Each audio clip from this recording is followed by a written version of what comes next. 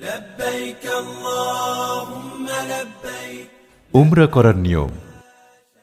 উমরা আদায়ে নারী পুরুষের জন্য রয়েছে নির্ধারিত 4টি কাজ ও গুরুত্বপূর্ণ দোয়া। 4টি কাজ সম্পাদনে নারী পুরুষের জন্য রয়েছে সুনির্দিষ্ট নীতিমালা। নির্ধারিত 4টি কাজ হল ইহরাম বাঁধা, কাবা শরীফ তাওয়াফ করা, সাফা মারওয়া সাই করা, হলক করা। ইহরাম বাঁধার নিয়মকানুন। ইহরাম কখন বাঁধবেন? আপনার গন্তব্য ঢাকা থেকে মক্কায় নাকি মদিনায়, তার উপর নির্ভর করছে ইহরাম বাঁধার সময়। প্রথমে আপনার হজ ব্যবস্থাপকের নিকট থেকে তা জেনে নিন।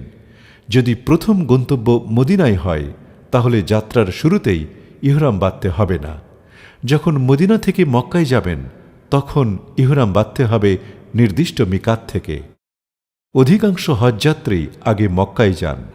যদি মক্কায় যেতে হয় তাহলে ঢাকা থেকে বিমানে ওঠার আগেই ইহরাম বাঁধা ভালো, কারণ বিমানের গন্তব্য জেদ্দায় পৌঁছানোর আগেই মিকাত পাড়ি দিতে হয়। ইয়ালামলাম হচ্ছে ঢাকা থেকে হজযাত্রীদের মিকাত তথা ইহরাম বাঁধার নির্দিষ্ট স্থান। যদিও বিমানে ইহরাম বাঁধার কথা বলা হয়, কিন্তু ওই সময় অনেকে ঘুমিয়ে থাকেন এবং বিমানে পোশাক পরিবর্তন করাটা দৃষ্টিকটু। সবচেয়ে ভালো হয় ঢাকায় বাসা, হোটেল বা হজ ক্যাম্প থেকে ইহরাম বাঁধলে। ইহরামের হুকুম। ইহরাম ছাড়া মিকাত অতিক্রম নিষিদ্ধ। হজ বা উমরা পালনকারী ব্যক্তির জন্য বিনা ইহরামে যে স্থান অতিক্রম করা জায়েজ নয় তাই হল মিকাত। বিনা ইহরামে মিকাত পার হলে এজন্য দম বা কাফফারা দিতে হবে, তদুপরি গুনাহ হবে। ইহরাম গ্রহণের পর অনেক কাজকর্ম নিষেধ, যেমন সহবাস করা যাবে না, পুরুষদের সেলাই করা কোনো জামা, পায়জামা ইত্যাদি পরা বৈধ নয়, কথা ও কাজে কাউকে কষ্ট দেয়া যাবে না, নখ, চুল, দাড়ি, গোঁফ ও শরীরের পশমও কাটা বা ছেঁড়া যাবে না, কোনো ধরনের সুগন্ধি ব্যবহার করা যাবে না, কোনো কিছু শিকার করা যাবে না, তবে ক্ষতিকর প্রাণী মারা যাবে। ক্ষতি করে না এমন কোনো প্রাণী মারা যাবে না। উল্লেখ্য, বাইতুল্লাহ বা আল্লাহর ঘরের সম্মানে প্রত্যেককে নিজ নিজ মিকাত থেকে ইহরাম বাঁধতে হয়। মিকাত 5টি। 1. জুলহুলাইফা বা বীরে আলী, এটি মদিনাবাসীর বা মদিনা হয়ে মক্কায় প্রবেশের মিকাত। 2. ইয়ালামলাম, দক্ষিণ পূর্ব এশিয়ার দেশ থেকে জেদ্দা হয়ে মক্কায় প্রবেশের মিকাত। 3.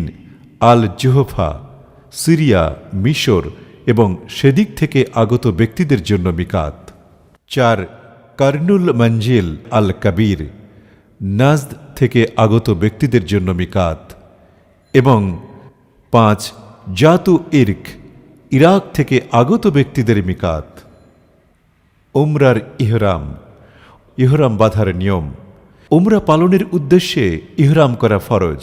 হজ পালনের জন্য ইহরাম করাও ফরজ। পরিষ্কার পরিচ্ছন্নতা সেরে অজু গোসল করে নিতে হবে।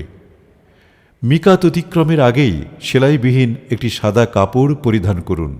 অন্যটি গায়ে জড়িয়ে নিয়ে ইহরামের নিয়তে 2 রাকাত নামাজ পড়ে নিন। শুধু উমরার নিয়ত করে 1 বা 3 বার তালবিয়া পড়ে নিন।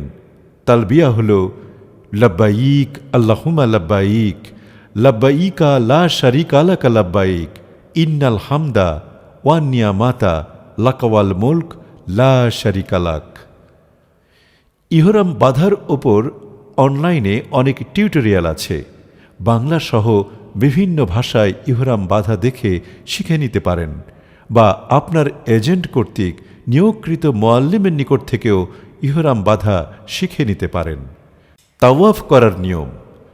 উমরা পালনের জন্য তাওয়াফ করা ফরজ, আর হজ পালনে তাওয়াফে জিয়ারাহ করা ফরজ। তাওয়াফের বিস্তারিত পদ্ধতি। 1. ইস্তিবা সহ তাওয়াফ করুন। মনে রাখবেন, তাওয়াফের সময় অজু থাকা জরুরি। তাওয়াফের সময় ইহরামের চাদরকে ডান বগলের নিচের দিক থেকে পেঁচিয়ে এনে বা কাঁধের ওপর রাখাকে ইস্তিবা বলে। এটি বিশ্বনবী মুহাম্মদ সাল্লাল্লাহু আলাইহি ওয়াসাল্লামের সুন্নাত। 2. হাজরে আসওয়াদকে সামনে রেখে তার বরাবর ডান পাশে দাঁড়ান। ডান পাশে তাকালে সবুজ বাতিও দেখতে পাবেন। এরপর দাঁড়িয়ে তাওয়াফের নিয়ত করুন। তারপর ডানে গিয়ে এমনভাবে দাঁড়াবেন যেন হাজরে আসওয়াদ পুরোপুরি আপনার সামনে থাকে। এরপর হাত তুলে বিসমিল্লাহি আল্লাহু আকবার বলুন। হাজরে আসওয়াদের দিকে ইশারা করে ডান দিকে চলতে থাকুন, যাতে পবিত্র কাবা ঘর পূর্ণ বায়ে থাকে। পুরুষের জন্য প্রথম 3 চক্করে রমল করা সুন্নত। রমল অর্থ বীরের মতো বুক ফুলিয়ে, কাঁধ দুলিয়ে, ঘন ঘন কদম রেখে দ্রুত গতিতে এগিয়ে চলা। 3. রুকনে ইয়ামিনীকে সম্ভব হলে শুধু হাতে স্পর্শ করুন। চুমু খাওয়া থেকে বিরত থাকুন। 4. রুকনে ইয়ামিনী থেকে হাজরে আসওয়াদের মাঝখানে এ দোয়া পড়ুন।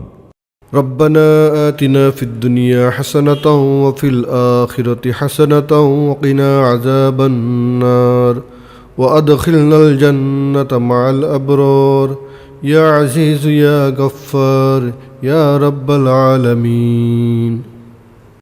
অতঃপর হাজরে আসওয়াদ পর্যন্ত এসে চক্কর পুরো করুন। 5.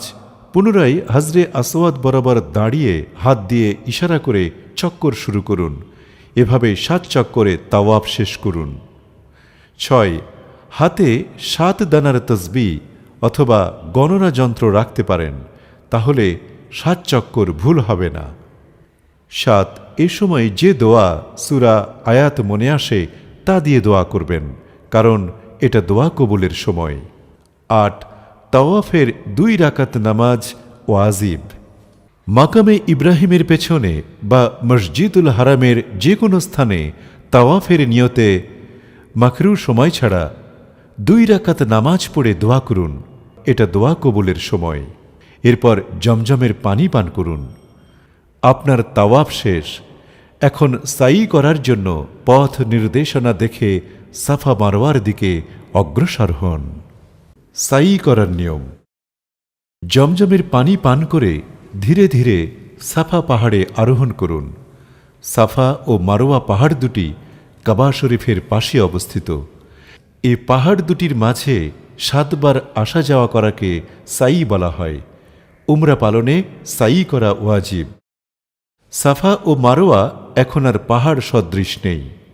লাখো হাজিদের সুবিধার্থে মেঝেতে মার্বেল পাথর, শীততাপ নিয়ন্ত্রিত একটি ব্যবস্থা করা হয়েছে। সাই করার পদ্ধতি হল মসজিদে হারামের বাবুস সাফা দিয়ে সাফা পাহাড়ে আরোহণ করতে হবে। সাফা পাহাড়ে দাঁড়িয়ে এ আয়াত পাঠ করুন। إن الصفا والمروة من شعائر الله فمن حج البيت أو اعتمر فلا جناح عليه أن يطوف بهما ومن تطوع خيرا فإن الله شاكر عليم। সূরা বাকারা আয়াত 158। সাফা পাহাড়ের কিছুটা উপরে উঠে কাবা শরীফের দিকে মুখ করে সাইয়ের নিয়ত করে হাত তুলে 3 বার তাকবীর বলে দোয়া করুন।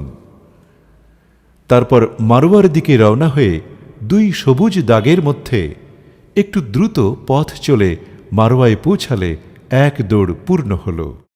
মারওয়া পাহাড়ে উঠে কাবা শরীফের দিকে মুখ করে হাত তুলে তাকবীর পড়ুন এবং আগের মতো চলে সেখান থেকে সাফায় পৌঁছালে 2য় দৌড় পূর্ণ করুন। প্রতি দৌড়ে সাফা ও মারওয়াতে হাত তুলে দোয়া করুন। এভাবে আসা যাওয়া মিলিয়ে 7 বার চলাচলের মাধ্যমে সাই সম্পন্ন হবে। সাই শেষ হলে এ দোয়া পড়ুন।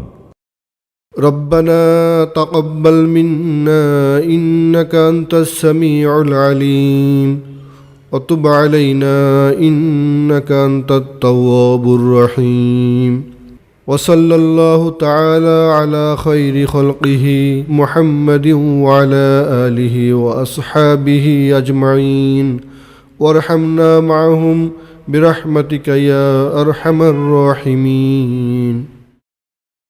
সাফা মারোয়া পাহাড়ে এবং 2 পাহাড়ের মাঝে সবুজ স্থানে পড়ার আরও দোয়া আছে, যেগুলো যার যার সাধ্যমতো মুখস্থ করে নিতে পারেন।